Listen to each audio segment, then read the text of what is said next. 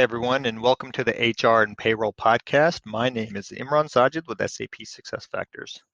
So the world has changed quite drastically over the last few months, and people and organizations are adapting quickly.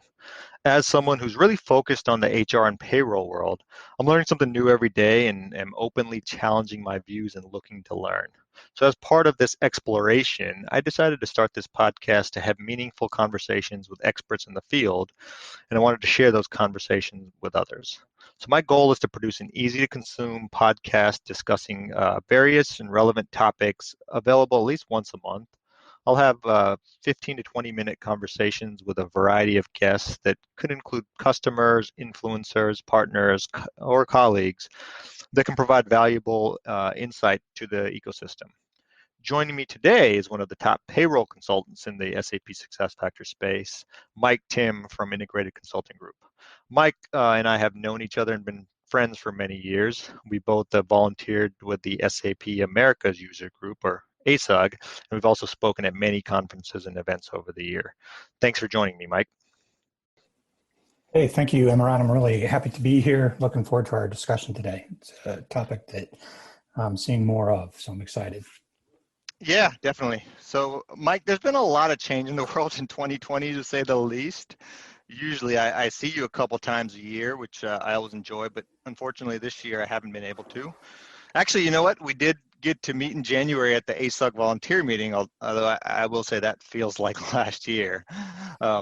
What have you seen in terms of payroll projects and what's going on with the market? Are you starting to see projects start for payroll? Are you starting to see existing customers looking at ways to optimize payroll? What's going on there? Well, yes, this year has been interesting, and it continues to be interesting as we go. The year started out really pretty strong. Like you said, we saw each other in January. At that point in time, there's a lot of projects in the pipeline for new implementations of employee central payroll. Also looking at on-prem, trying to wring out as much value as you can from those systems. As we got into mid-March, things got a little interesting. Not only was everybody's life being changed because of shutdowns and things like that, but the project pipeline changed. And what I was seeing and dealing with for a while there was that in-process projects were continuing on. So teams went remote, and it was good from most aspects because there wasn't much of a hiccup. People were used to working with each other. All the technology is in place now. You go back 10 years and it would have been a different story. But there were some upcoming projects that were postponed. Some of them indefinitely, some of them permanently. And then beyond that, it kind of depended too on the industry. Some of the industries were hit a lot more than others. And so we had to go through and work with those to try to figure out what was a good fit and what wasn't. One of the good things that I've started to see, though, is a lot of those projects that were postponed back in March and April are picking back up. So they're getting some life again and starting. Even some of them that were permanently postponed have come up and said, hey, we're going to start getting going on this. It might be a beginning of next year, 2021, but it's good. One of the other interesting developments that I've run into, especially over the last couple months, as everyone kind of gets situated, working from home, companies are now saying into 2021, they'll be working from home. The payroll departments are really looking at the payroll control center and what it can do for them now that they can't look over their shoulder or walk a couple offices down and say, okay, what's the status? So I know we're going to get into that a little bit more. But that's something that I see as very positive. How about you, Imran? What have you seen going on? I know you talk to a lot of SAP customers. Yeah, we'll loop back around to the remote work topic as well as payroll control center. But for me, I saw the same thing happen, where there's certainly a pause late in Q1 and beginning of Q2 when the pandemic was first going on and people kind of froze up as like, okay, what should we do here? But now we're definitely starting to see that change. So there's been a lot more customers as well as prospects that are reaching out to us to have conversations about optimizing their payroll and really starting a dialogue of how they can improve what they do today because they need to use technology better and do things differently.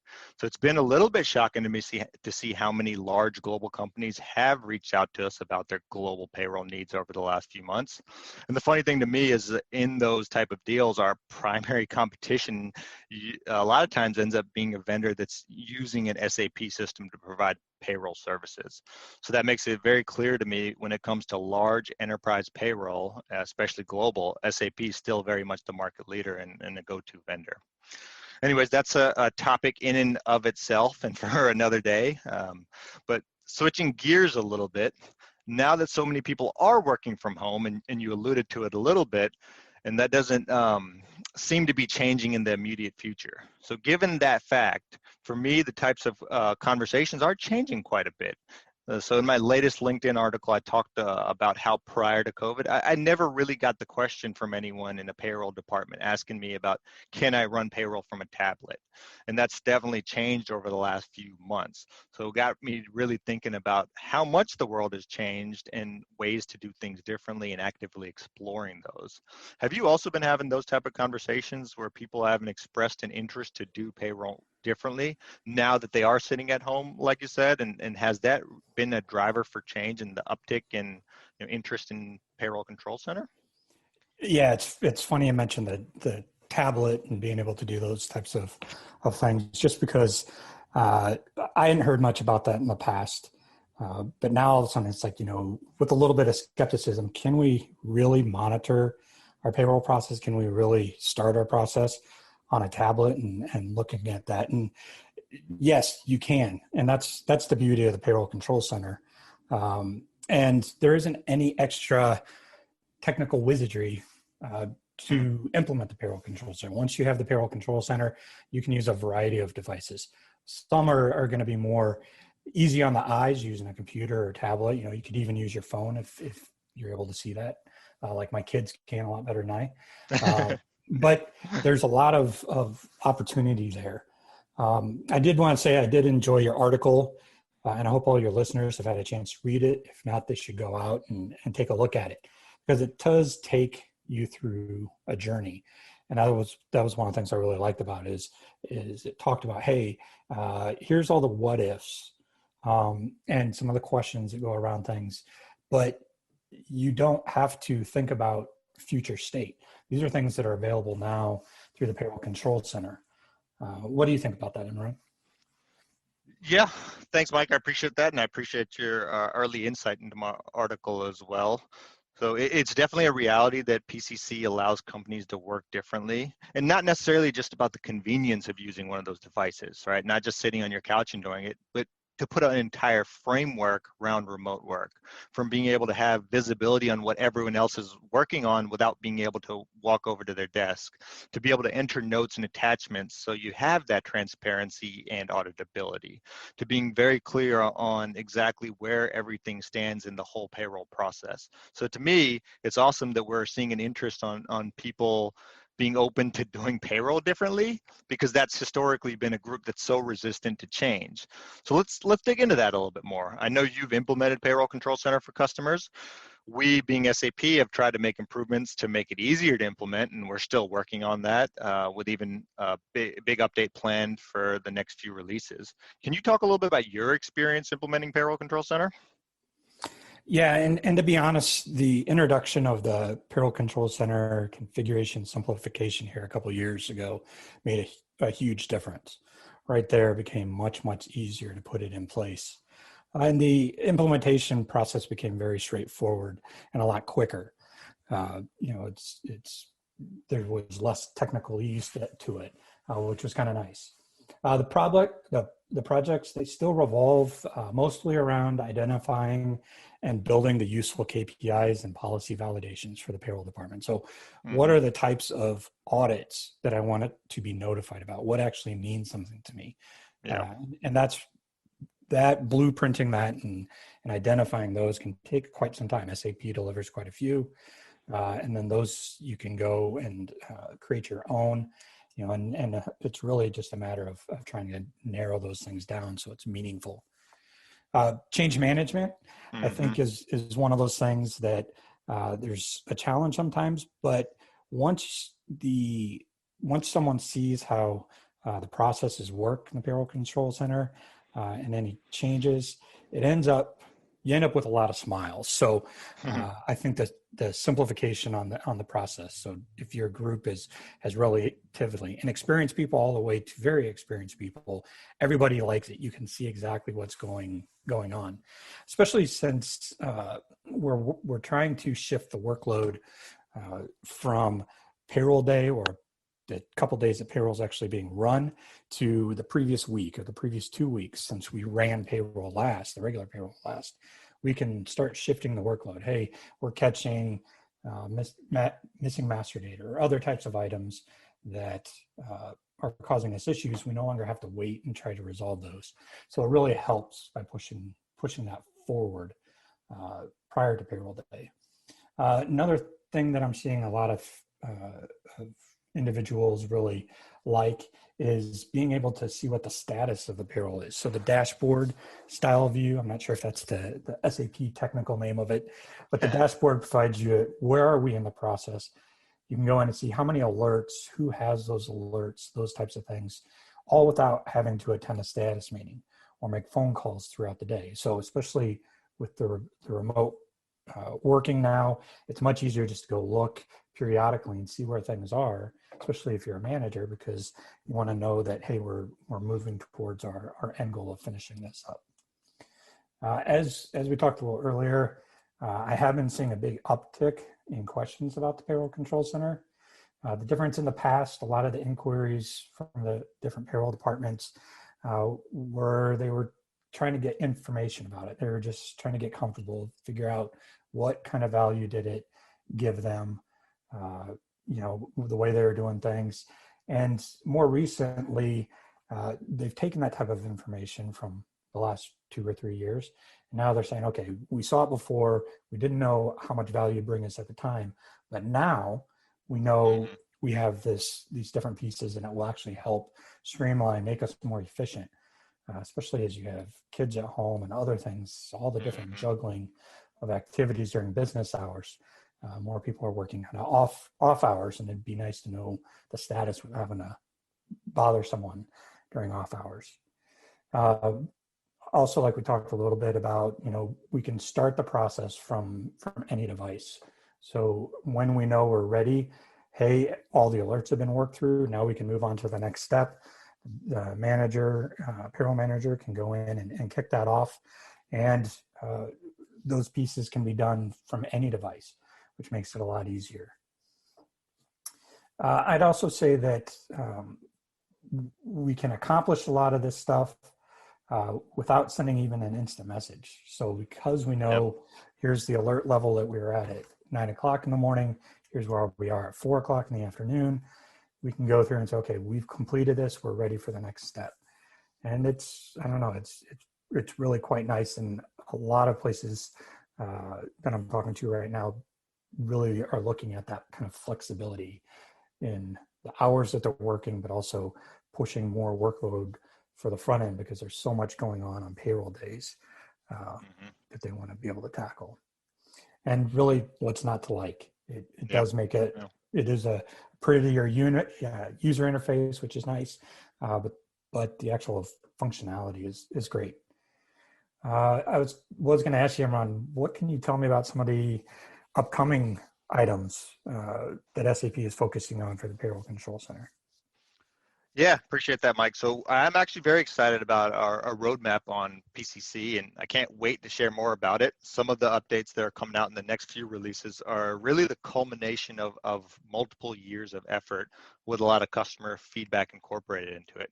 So one of those updates is a new UI for how to process payroll, with us incorporating the entire payroll process into a single view in the form of like a checklist, and that is to give even better visibility, as well as allowing multiple processes to run at the same time, which I'm sure people will be happy about.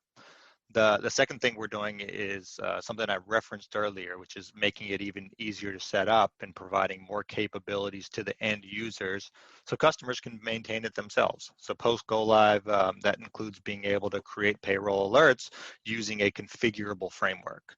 And so I'll go into more details on this, and we'll have a payroll roadmap session at the Virtual Success Connect, which was recently announced for October 6th for the US and Latin America region, and October 20th for the EMEA and MEE regions. So switching gears once again to kind of the last topic I had for today. I'm not sure if you saw it, but there was an SAP press release recently that mentioned in the first half of this year, we had 400 customers go live with our solutions, which means the critical part of their projects was right during the middle of this pandemic.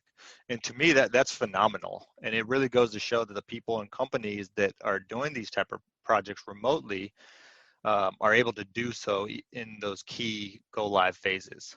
You've been in the space a long time, and typically with new implementations, and especially right around go live, historically there's always been a lot of on-site work.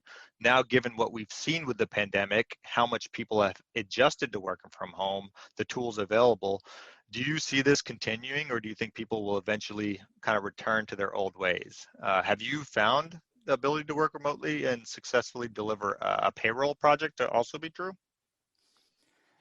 Well, yes, and I'll get to that in just a minute. But I did read through that article, or that announcement, and I was very happy to see that a lot of projects continued on with little to no hiccups, and went live. I'm sure those companies that decided, hey, we're going to keep going, and we're going to get through this project and go live, have already started seeing some of the return on their efforts. Mm-hmm. So that was a very positive sign.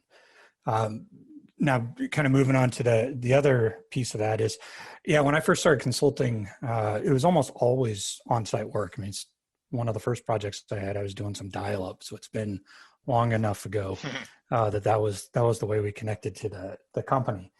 I did start getting a lot more projects that were remote starting in about 2003.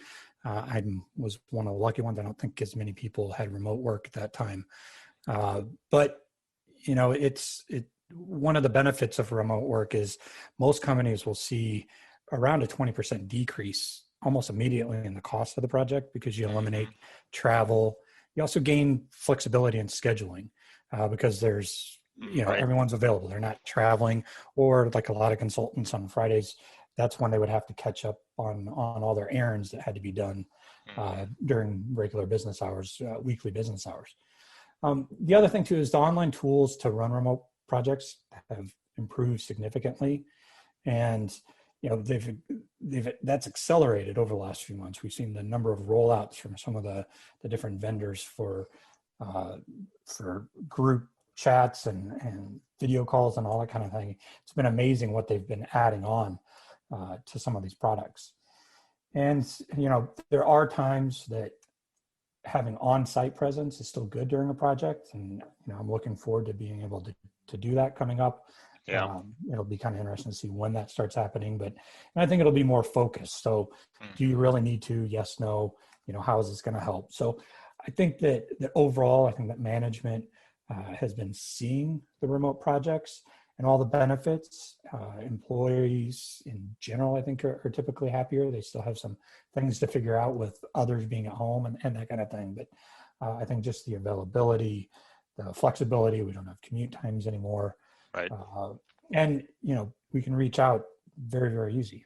Mm-hmm. What have you been seeing from your customers?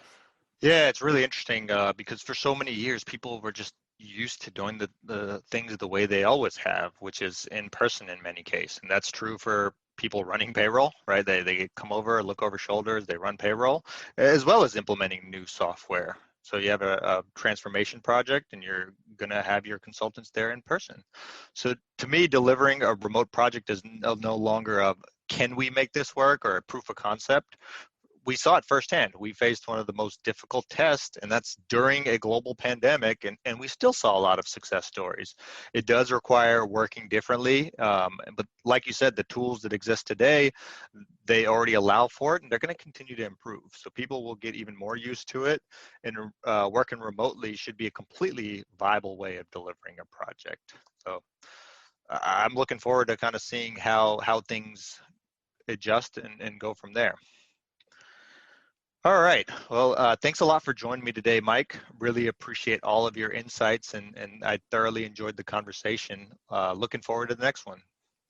Hey, you're welcome, and I want to make sure that you understand. I'm very happy to do this. I think it's great getting some of the word out, discussing some of these topics. I think very useful. Thanks. I appreciate that, and I certainly hope it'll be valuable for the ecosystem.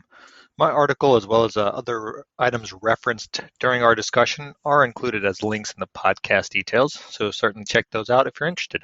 Thanks again, Mike.